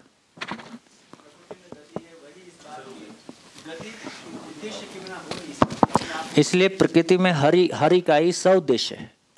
उद्देश्य वहाँ गति इसीलिए है कि कहीं जाना है, या तो गति इसीलिए है कि पूर्णता को प्रमाणित करना है। और गति ही पूर्णता को प्रमाणित इसलिए करते हैं कि कुछ और भी है। और भी है मतलब गति की किसी प्रयोजन, उद्देश्य के बिना गति हो ही नहीं। उद्देश्य के बिना गति नहीं, तो उद्देश्य के बिना दुर्गति है। हाँ, तो गति ही इस बात का प्रमाण है ना कि इकाइयों के अलावा प्रयोजन है। हाँ, प्रयोजन है। और प्रयोजन इकाइयों के अलावा किसी चीज के लिए है। अलावा बोलने का अलावा एक्चुअली जब हम इकाई बोलते हैं तो वो मूल ऊर्जा में संपृक्त है। इकाई अलग से बोल दें, खाली स्थान अलग से बोल दें, ऐसी कोई स्थिति ही नहीं। सहअस्तित्व ही है। तो सहअस्तित्व में प्रयोजन है, इकाई के अलावा प्रयोजन नहीं है। क्योंकि जब इकाई बोल रहे हैं तो इकाई से मूल ऊर्जा आर पार है और इकाई को मूल ऊर्जा से बाहर निकाला नहीं जा सकता। इसलिए वह नहीं है, यह है। व्यापक वस्तु को हम वह से इंगित नहीं, वह बोलते हैं तो कोई दूसरा है, यह बोलते हैं तो नजदीक है। तो इस सेंस में ये कह रहे हैं कि इकाई को जब इकाई बोल रहे हैं तो मूल ऊर्जा सहित है इकाई, उसको अलग से नहीं बोल सकते। सहअस्तित्व का प्रयोजन क्या है? सहअस्तित्व का प्रयोजन प्रमाणित होने के अर्थ में। सहअस्तित्व में हर इकाई प्रमाणित होने के अर्थ में, क्योंकि अकेला छोड़ के बात नहीं कर सकते। सर एक क्वेश्चन और है सर। जैसे आप बोले ना कि पृथ्वी की शुरुआत हुई तब एक सिंपल एंटिटी या प्रोटीन से धीरे धीरे ऐसा कॉम्प्लेक्स स्ट्रक्चर रेडी हुआ जो मानवी के स्वरूप में है। तो जब मानवी का अस्तित्व हुआ तब जीवन आया, तो क्या इसके पहले जीवन नहीं था? देखो, समझना ये होगा कि किसी शरीर का बनना उस धरती की भौगोलिक स्थिति के अनुरूप है।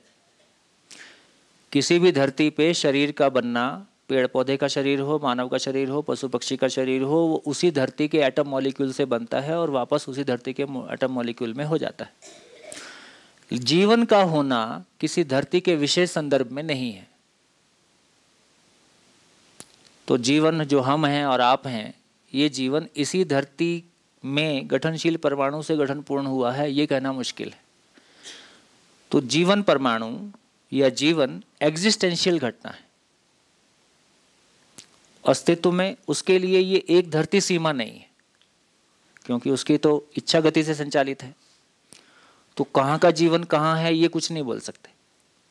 मतलब हम ये कहने की स्थिति में नहीं है कि कोई जीवन, जो जीवन इस धरती पे इस शरीर को चला रहा है, इस धरती के गठनशील परमाणु से ये गठन पूर्ण हुआ है, ऐसा नहीं बोल सकते।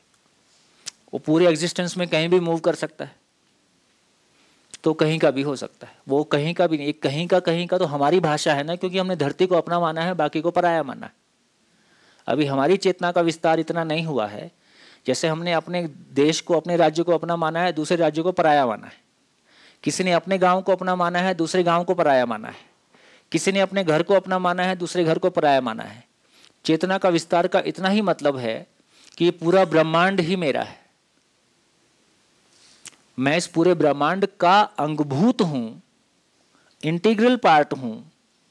इसी का नाम चेतना का विस्तार है और कुछ भी नहीं। और वसुधैव कुटुंबकम भी उसमें छोटा पड़ गया ना। मतलब वसुधैव कुटुंबकम एक व्यावहारिक स्वरूप हो गया कि यदि हम इस धरती पे जी रहे हैं तो इस धरती के लोगों के साथ हमारा आदान प्रदान है, लेकिन जीवन के रूप में अनंत धरतियों के जीवन से हमारा आदान प्रदान हो ही सकता है, होता ही है।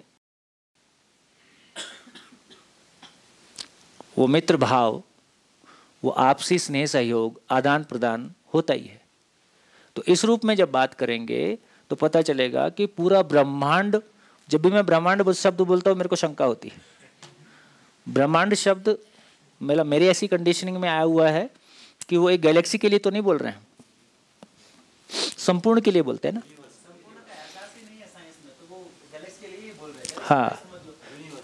हाँ, तो यूनिवर्स बोल रहे हैं। तो पूरा यूनिवर्स का मैं इंटीग्रल पार्ट हूं, इसलिए ये मेरा पराया वाला झंझट ही खत्म हो गया। तो सारभूत बात कहने की क्या है, शरीर किसी धरती विशेष के संदर्भ में है, जीवन यूनिवर्स के संदर्भ में है, इसलिए जीवन की महिमा भी वैसे ही है। क्या जीवन की महिमा है? Feel existential, think global, act local.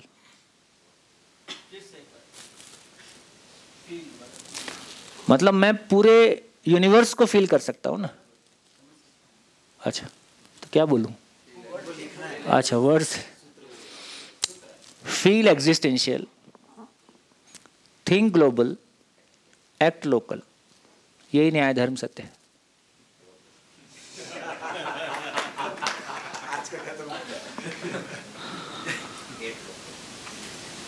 जब आप जीवन के यूनिवर्सल की बात करते हैं, वो जागरूक जीवन की बात करते हैं। अरे जागृत जीवन के साथ भ्रमित जीवन मूव कर ही सकता है। पापा की उंगली पकड़ के बेटा साथ में घूमता ही है, इतना नहीं समझते हो? बेटे को कहाँ पता है कौन सी गली में जाना है, पापा की उंगली पकड़ के पूरा शहर घुमाता है। तो भ्रमित जीवन जागृत जीवन की उंगली पकड़ के पूरा ब्रह्मांड घूम सकता है। तो सर यदि जागृत जीवन तय कर ले कि इसको घुमाना है तो। इसका मतलब ये हुआ सर कि 5 से 10 लाख तक हमको वेट करना पड़ा जीवन को। इसका मतलब ये हुआ कि ऑलमोस्ट 5 से 10 लाख सालों तक जीवन को वेट करना पड़ा। हाँ, खुशी की बात यह है कि वहां वेट है नहीं, वहां समय ही नहीं है, तो वेट नहीं है, वहां समय शून्य हो गया। तो जीवन को जीवन रूप में 200 साल जीवन रूप में रहा कि 400 साल रहा कि 4 दिन रहा, उधर यदि बहुत कोई अतृप्ति वाली और आविषित वाली स्थिति नहीं है तो उधर कोई फर्क नहीं पड़ रहा है। बल्कि अभी स्थितियां ऐसी हैं कि भ्रमित जीवन को आने के लिए बहुत अनुकूलता है, किसी अच्छे जीवन को आने के लिए अनुकूलता ही नहीं है, वो आना ही नहीं चाहता है। जैसे जो माँ बाप थोड़े से सेंसिटिव हो जाते हैं, वो कहते हैं कि बच्चों को क्यों संसार में लाएं, ना वैसे ही वो जो जीवन किसी अच्छी स्थिति में है, बोले इस कचरे में क्या जाएं, तो उनके लिए शरीर चलाने की स्थिति और मुश्किल है। इसलिए सबसे बड़ा काम यह है कि अपने परिवारों का वातावरण कैसा बनाया जाए कि श्रेष्ठ जीवन वहां आने के लिए तैयार हो जाए। ये एक योजना है, ये एक ठोस योजना है। कहाँ गए चंद्रकांत जी? नमस्कार। इस शिविर में मेरे को आपसे परिचय हुआ है और मेरे को आपके ठोसपन का एहसास हुआ है।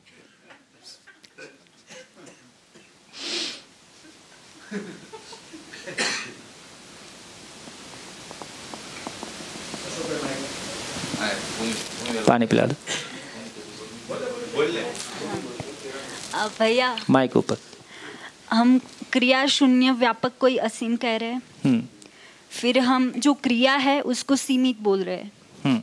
क्रिया है वो सीमित है, उसका ही आकार है, और वो मतलब उसको इकाई बोल रहे हैं। तो जीवन है उसमें फिर वो भी बोल रहे हैं कि जीवन में सोचने समझने की असीम ताकत है, निरंतर ताकत। तो इस देखो यहाँ ये भी समझ में आया, अभी तक हम ज्ञान को असीम मान रहे थे। ज्ञान असीम है, ज्ञान रूपी वस्तु केवल दो है। ज्ञान का फैलाव असीम है। जैसे हमने एक परमाणु को समझा तो पूरा जड़ संसार खुल गया। जब घर में वो बनाते हैं, चावल बनाते हैं, हर चावल को पकड़ के देखते हैं पका कि नहीं पका। सारे पकड़ लिए तो खाओगे क्या? तो एक चावल पकड़ते हैं, सबका हाल पता चल गया। एक परमाणु समझ में आया, सारा जड़ संसार पार हो गया। एक कोशिका पकड़ में आई, सारा प्राण संसार पार हो गया। एक जीवन पकड़ में आया, सारा मानव संसार पार हो गया। मूल ऊर्जा पहचान में आई, अस्तित्व पार हो गया। तो पहचानने के रूप में वस्तुएं निश्चित है, फैलाव असीम है। क्रिया रूप में जीवन में जब क्रिया की बात करेंगे तो जीवन का आकार आयतन निश्चित है। ये बात ठीक है कि जड़ इकाई की परिभाषा और चैतन्य इकाई की परिभाषा अलग है।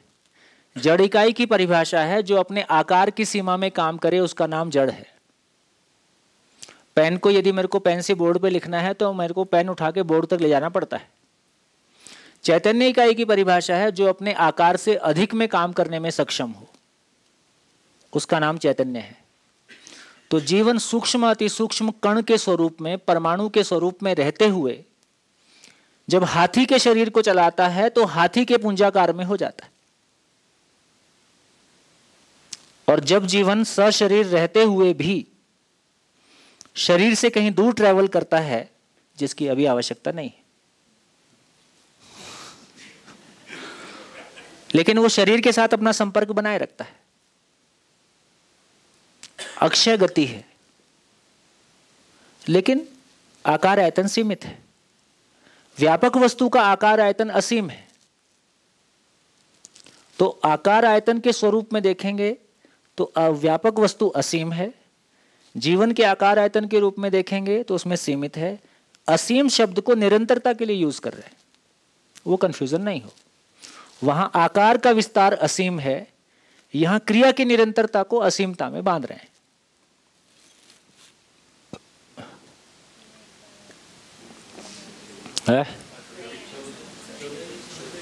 क्वेश्चन समझ में आया था क्या? क्या क्वेश्चन बोल के बताओ।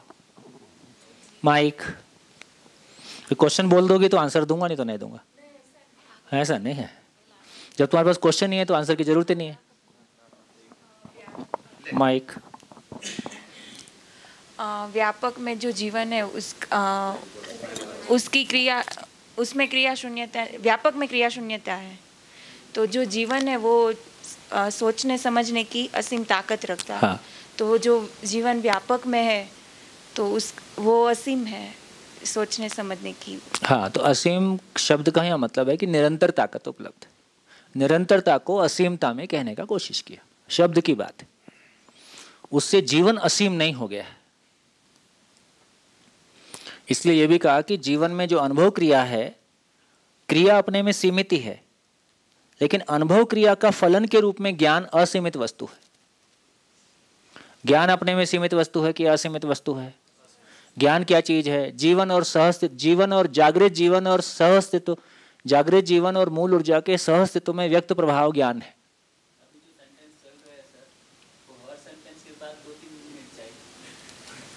हाँ, ये बात ठीक है, ये बात आपकी ठीक है। नहीं, ये बात आपकी मैं बिल्कुल पूरी तरह सहमत हूँ।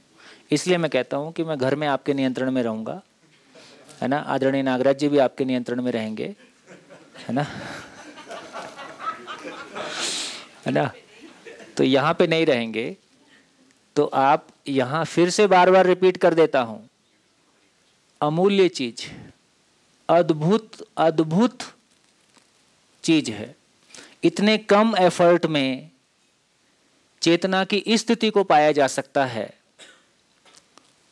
ना, ये अद्भुत है। तो इसके लिए अपन यही कर सकते हैं। मैंने इतना ही कहा कि शिविर का इतना ही मतलब है कि हम ये पहचान लेते हैं कि बात समझने लायक है। शिविर के बाद आपकी यात्रा शुरू होती है ना। शिविर में यात्रा शुरू नहीं हो रही है। शिविर से ये तय हुआ कि यात्रा शुरू करना है। यात्रा शुरू तब होती है जब आपके एफर्ट लगते हैं। यात्रा शुरू तब होती है जब आपकी विपरीत परिस्थितियों में आप क्या एफर्ट लगाते हो। बढ़िया गंगोत्री आ गए हो, बढ़िया यहाँ के वातावरण में मस्त बैठ के सुन रहे हो, आपका मन लग रहा है, ये आपका एफर्ट नहीं है, ये वातावरण की महिमा है। घर लौट के जो स्थिति होगी वो आपका एफर्ट है। 1 साल बाद मिलेंगे क्या स्थिति हुई, प्रमाणित तो देख लेंगे। प्रमाणित तो थोड़ा सा आगे की चीज है, पर कम से कम क्या अपने में चेंज आया, अपने विचार में परिवर्तन क्या हुआ, अपने व्यवहार में परिवर्तन क्या आया, कंसेप्ट की क्लैरिटी कितनी आई। सुन लिया तो सुनाने की जगह बन ही जाती है। 1 साल में सुनाने की जगह में भी आ जाओगे तो भी बहुत अच्छी बात है। और 1 साल ज़्यादा समय नहीं है, सुनाने के लिए ज़्यादा समय नहीं है। 1 साल में सुनाने का काम तो हो ही सकता है। पूरे कंसेप्ट पे हमारा लॉजिकल कंसिस्टेंसी आ जाए, ये कोई बड़ी बात नहीं है हम पढ़े लिखे लोगों के लिए। हाँ, वो आचरण में आ जाए, वो साक्षात्कार बोध अनुभव की चीज़ है, उसमें कोई समय लगेगा। उसमें हमारे पूर्वाग्रह पूर्वाभ्यास अपना काम करेंगे। हाँ, क्या दिक्कत है, क्या दिक्कत है। हाँ जी बोलो। हाँ पीछे कुछ कर।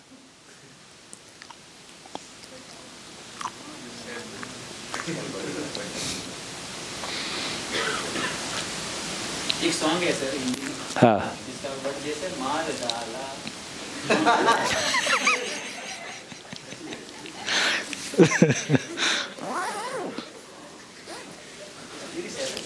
क्या बोलते हैं इसको, वो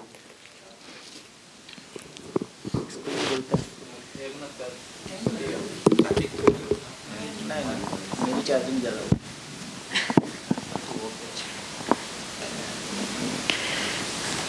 भैया स्थल और काल के बारे में कुछ स्पष्ट कीजिए। स्थल और काल का इतना ही मतलब है, ऐसा कोई काल नहीं है जिसमें इकाई ना हो। ऐसा स्थान है जहाँ इकाई ना हो। तो उससे परे की बात हो रही है। किससे परे की बात हो रही है? स्थल और काल कहीं लगता नहीं है ऐसा। काल का मतलब है कि सारा काल इकाइयों के साथ है, सारा काल परिवर्तनशील इकाइयों के साथ है। जहाँ इकाई में परिवर्तन नहीं है वहाँ काल वर्तमान हो जाता है, क्योंकि इकाई वर्तमान हो गई है। तो जीवन रूपी इकाई के साथ में काल नहीं है।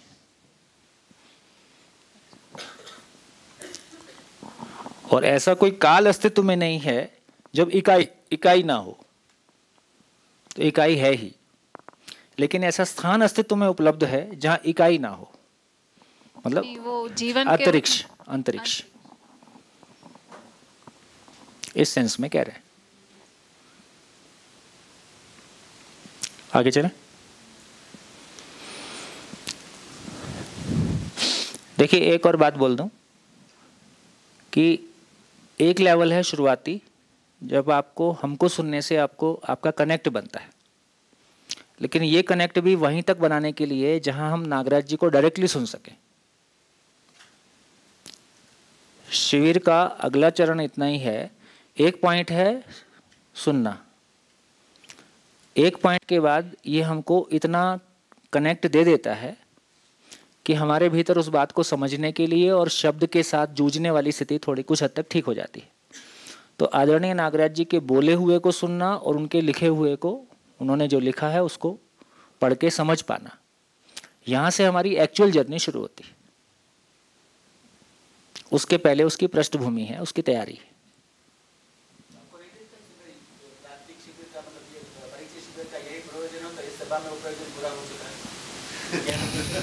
तो हमेशा मानव आवश्यकता से अधिक पाना ही चाहता है।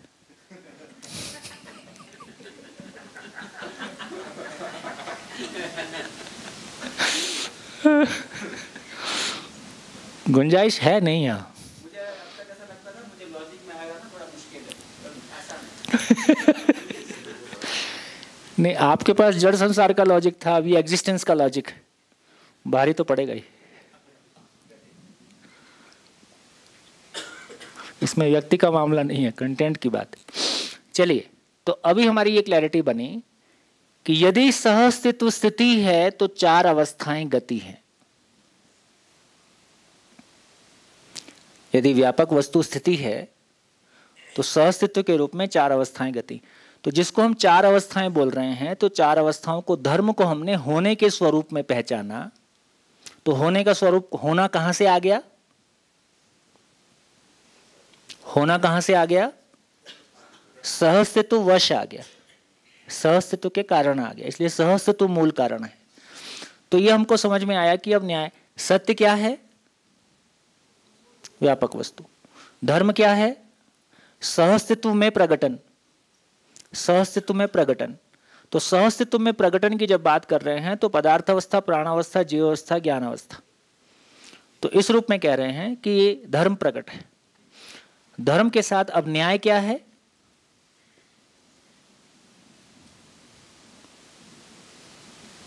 ठीक है, सब यही है, घूम के आगे कहीं।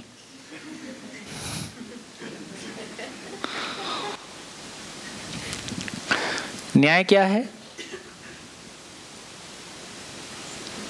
ये समझने लायक बात है। तो बेसिकली न्याय क्या है? संबंध की बात कर रहे हैं। न्याय मतलब संबंध की बात कर रहे हैं। अभी मानव अपने संबंध को कैसे पहचाने, उसके पहले हम अस्तित्व में चलते हैं कि अस्तित्व में सभी इकाइयां दूसरी इकाइयों के साथ अपने संबंध को कैसे पहचानती हैं।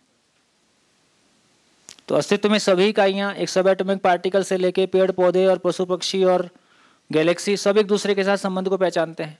तो उनको संबंध को पहचानने का आधार क्या है? हाँ, पेड़ पौधे की समझ विकसित हो गई है। अरे हारमोनी बनती है तो उसमें समझ विकसित नहीं हो रही है। अब भाषा को भी संतुलित रखो, कुछ भी भाषा बोलने से नहीं चलेगा। जो हो रहा है उतनी भाषा भाव की अभिव्यक्ति है। यदि भाव को जैसा है व्यक्त कर सके, भाषा का परफेक्शन है। नहीं तो फिर यही कहना पड़ता, नहीं नहीं मेरा तो भाव ऐसा नहीं था, मैं तो ऐसा कहना नहीं चाहता था। जैसा है वैसा भाषा व्यक्त कर सके, ये भाषा की ताकत है। तो कन्फ्यूजन नहीं होंगे। तो पेड़ पौधे में समझ नहीं होता है ना, समझ मानव में होता है।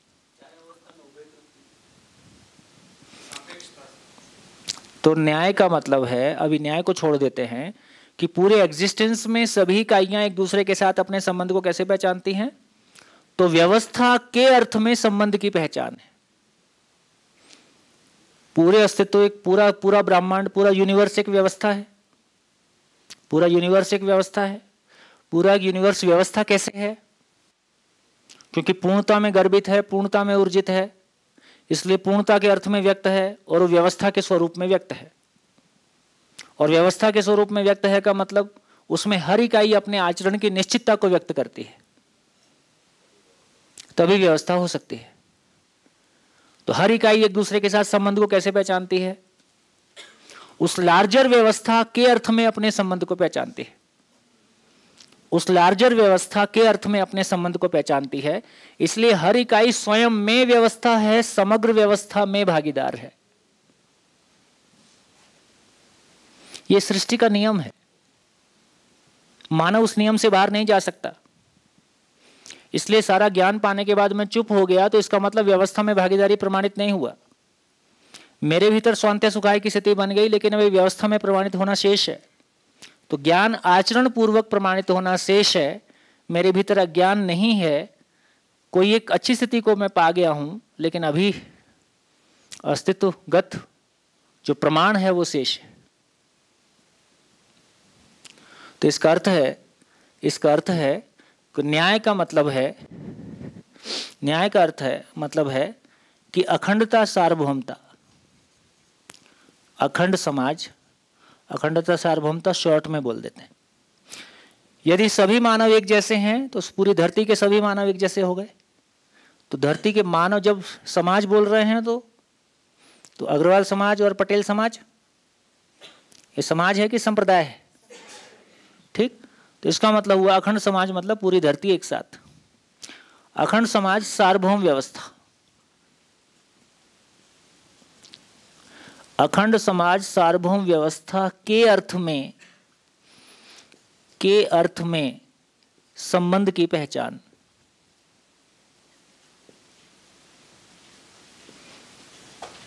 और निर्वाह और उभय तृप्ति। उभय तृप्ति किसके साथ? मानव के साथ, और प्रकृति के साथ में संतुलन। इसका नाम न्याय है। अभी हम क्या कर रहे हैं? अभी हम न्याय के नाम पे क्या, अभी हम संबंध की पहचान कैसे कर रहे रोजमर्रा की जिंदगी में? अभी हम संबंध की पहचान कैसे कर रहे हैं? मुझे क्या मिलता है, मैं भी शरीर के अर्थ में क्या मिलता है। तो अभी मैं अखंडता सार्वभौमता के आधार पर संबंध को पहचानने की बजाय शरीर के अर्थ में संबंध की पहचान बनाए हुए हूं। इसी का नाम जीव चेतना है।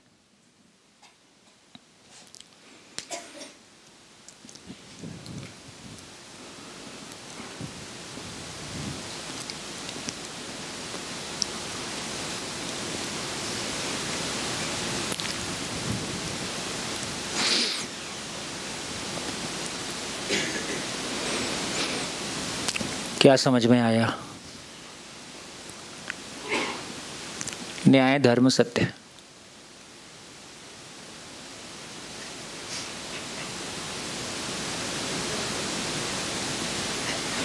तो अपनी कॉपी में 2 कॉलम बनाए।